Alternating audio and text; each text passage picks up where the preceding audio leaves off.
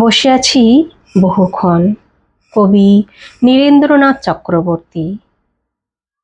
আমি তো বসেই আছি বহুক্ষণ থেকে, যেরকম নিত্য বসে থাকি, যেরকম নিত্য দেখি রোদ্দুরের পিছনে ছায়ার ছুটে যাওয়া, বাতাসের সামান্য ছোঁয়ায় বৃদ্ধ অশ্বত্থের ডালপালায় তুমুল আন্দোলন, কিংবা যেরকম নিত্য শুনি জলের অস্ফুট কথা বলা, যেরকম এখানে নির্জনে ঘাটের কিনারে নিত্য কানে বাজে কারোর ডাক। আজও সেই রকম বসে আছি বহুক্ষণ থেকে, কিন্তু তুমি আজকেও এলে না।